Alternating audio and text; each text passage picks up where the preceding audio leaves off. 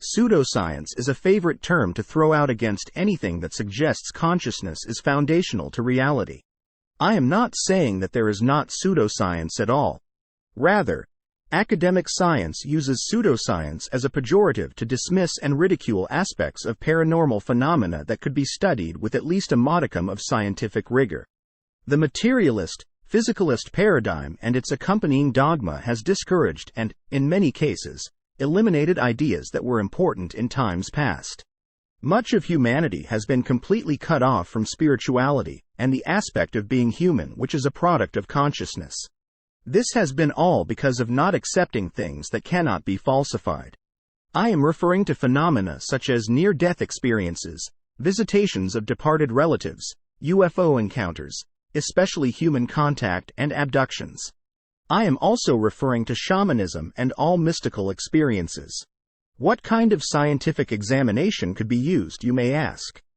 Well, for one, self-reporting could be encouraged and not stigmatized.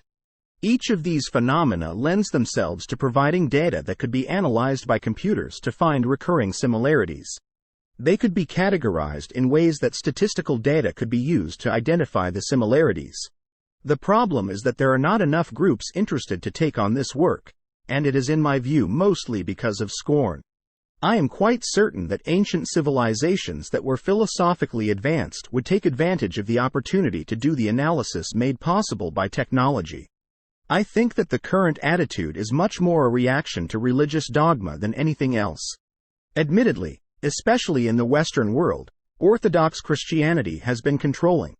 In the United States, puritanical values have added to the rejection of anything spiritual. In Europe, the control of the Roman Church has had a similar effect.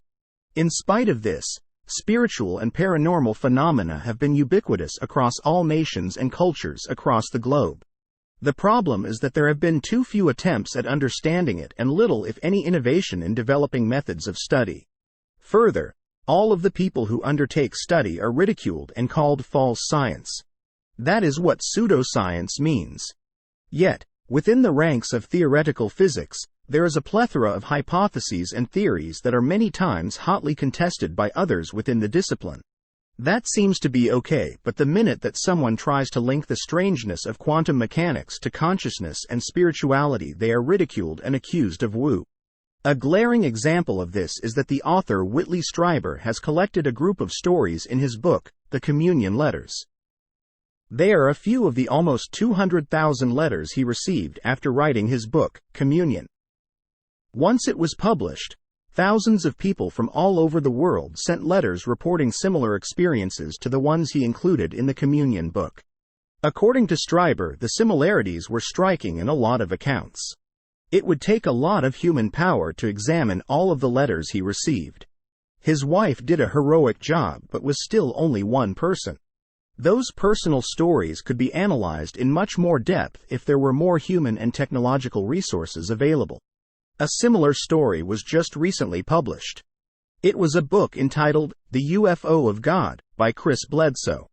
Both he and Strieber report having contact with a non-human otherworldly female that presented esoteric information.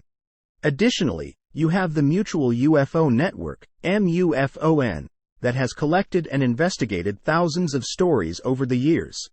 It would be great if all of these stories could be collected and examined by a computer program that would identify similarities and present the data in a statistical format.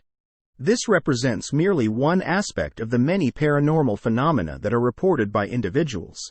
More resources could be applied to near-death experiences, ENDAs as well. Computer programs could be written that would categorize and correlate the information. While there are many doing this already, the number is too small in my view, and more people should be interested in the investigation and the results.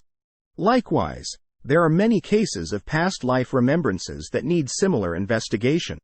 Some of these have been traced to events that can be verified. While I realize that it would be impossible to determine if someone was Napoleon or George Washington in a past life, there are many reports of more mundane lives that offer detail that could be analyzed and correlated to historical events. We have used quantum mechanics to advance technology so much over the last 150 years that it is a shame that we do not invest more time and resources into investigating these phenomena that have been reported throughout history. It could certainly make our lives richer, and to admit that there is a world of spirituality and consciousness that we do not understand does not mean that one has to believe in past religious dogma. I believe that consciousness is fundamental and foundational, and if that is true, the more we explore that aspect of reality, the better we as the human race will adjust to the dimension that we currently occupy, and the more positively we will affect our individual lives. If this resonates with you, please like, subscribe, share and comment. Thanks for watching.